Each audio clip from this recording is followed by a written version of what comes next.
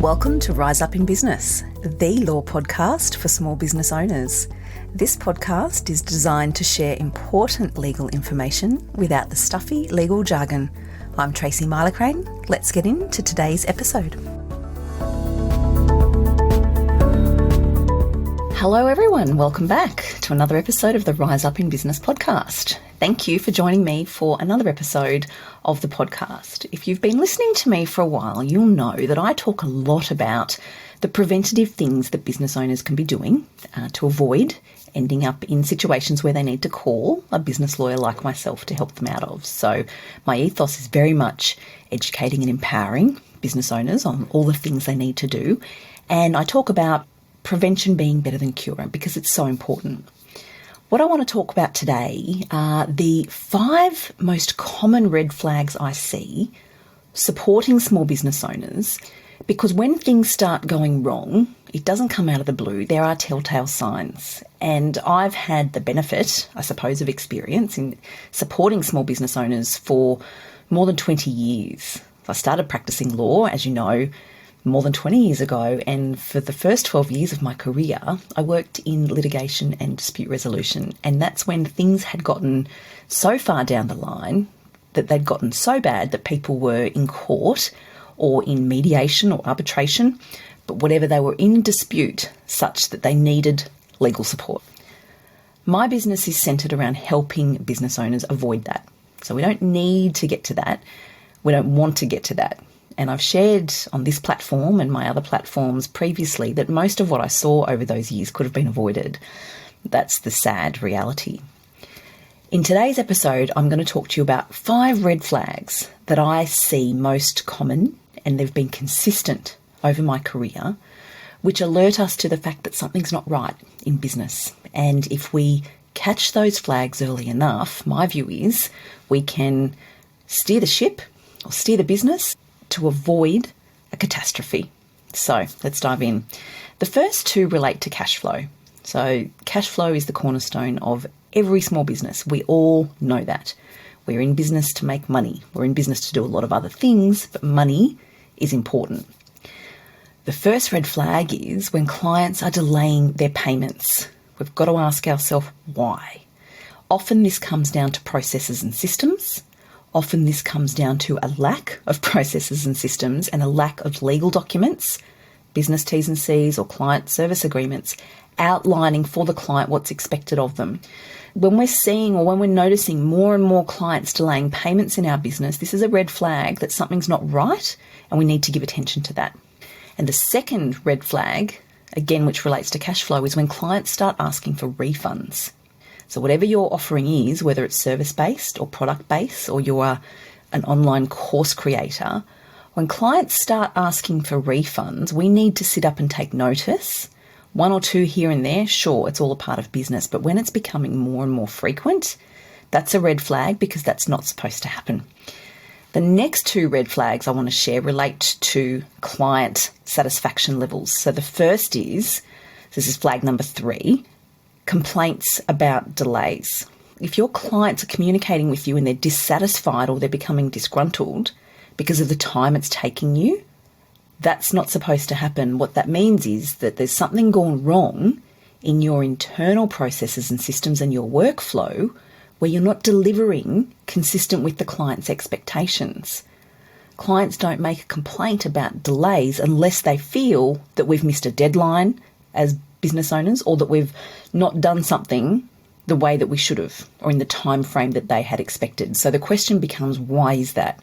What's happened? Where are these misaligned expectations arising? And that's a segue into red flag number 4, which is client complaints around the deliverables or the scope of work. So clients then become unhappy or dissatisfied because their expectations aren't met because they thought you were doing something other than what you did. So the deliverables, the scope of work, they thought they were getting something other than what they got. So I do see this a lot, and this often is attributed to when businesses don't have their client service agreement or their business terms and conditions in place properly, or worse, they have something in place which doesn't suit the business because they got it from a template or they copied somebody else's. It doesn't suit their business, which means it's not managing the expectations of their clients. Those documents may well have worked for somebody else, but it's not working for your business. It's not working for the particular business because the client's expectations are not being met. So they're unclear on what it is that you're doing, what they're getting, what they're not getting. So once we start fielding lots of client dissatisfaction, lots of client communications where they're complaining about delays, where they're unhappy with what they've got, the scope and the deliverables, we've got to ask the question, how did this happen? Because it shouldn't happen in business, and it's not consistent with setting ourselves up for success in business. This is one of the many things that I see in business which can be avoided, and you know I'm all about that. But these types of expectations can be easily managed with proper processes and systems in place which are executed by the team. That's really important. And legal documents in place which form part of the client journey and set out for the client at the very beginning, what's this journey going to look like? What are you getting? What are you not getting? What do we expect from the client? What are we to be paid? When and how? We set all of that out properly in our legal documents, and we make sure that we know how to use those legal documents and that our processes and systems support what we've said in those legal documents. And then if we and our team execute in accordance with what we've said we're going to do, so we do what we say we're going to do, all of a sudden the risk of clients being unhappy about timeframes and delays and the scope or the deliverables falls away because we're positioning ourselves to better manage those right from the outset. So they are two red flags that I do see a lot, and they can be avoided and they should be avoided. And the fifth red flag, which doesn't relate to the client, but it relates to the business owner. The fifth red flag is overwhelm. When the business owner is wearing all the hats and they find themselves floundering from doing all the things, that is a red flag because it doesn't need to be that way and it's not sustainable, and it most certainly does not set the business up for success. So when clients come to me, often clients come to me for advice with one thing, and we dive in and realise there's actually a lot more that we need to do together. Or clients come to me seeking guidance and advice on what it is they need to do. Looking at processes and systems is fundamental, and it's something that I always ask about because it's so important, because from there we can start talking about the legal documents and the frameworks and how we issue them and how we invoice and all the things. But when I see business owners floundering because there is so much on their plate and there is so much to do, it's a red flag because inevitably things start falling through the gaps. And that's where clients' expectations aren't being met. That's where teams aren't being managed. Cash flow isn't being managed. And without cash flow, we all know the bother small businesses get in without solid, consistent, reliable cash flow. So all of these red flags are important because if they are identified early, they can be addressed and dealt with to avoid a business ending up in real difficulty or heading down a path of destruction. I actually wrote an article which is on the website, and we'll include the link in the show notes, and it's all about businesses bouncing back from the brink. I've shared my view in there about what businesses can be doing when they get to the point where they need to look at coming back. But the point of this podcast episode is I would love you to not get there in the first place. So the 5 red flags that we've talked about in this episode that, if identified early enough, can be addressed so that the business doesn't head down the path you don't want it to head down are, in relation to cash flow, clients delaying payments is number 1. Number 2, clients asking for refunds. Number 3, client complaints about delays of your services. And number 4 is client dissatisfaction around deliverables or the scope of work.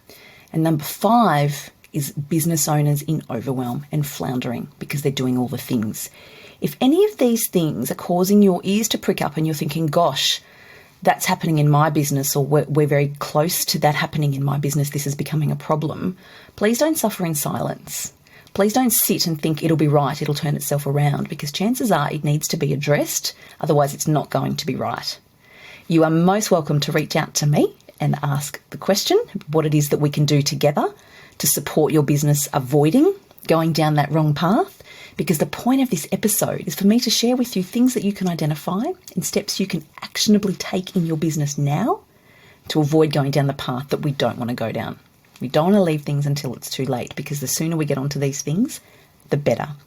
So we're talking about cash flow, delaying payments, clients asking for refunds, unhappy clients, complaints about delays, complaints about the scope and the deliverables, and then finally the business owners and that overwhelm and that state of floundering because they're doing all the things. If any of this resonates, please feel free to reach out. I'm always here to help. And if you have business friends or business colleagues that you think would benefit from this episode, I'd be ever so grateful if you might share this episode, whether you flick them a text with the details of the episode, take a screenshot, however you like to share, I would be grateful because you'll be helping me with my mission to get this podcast into the ears of more business owners so we can make a difference. Thanks so much for listening. I'll catch you next time.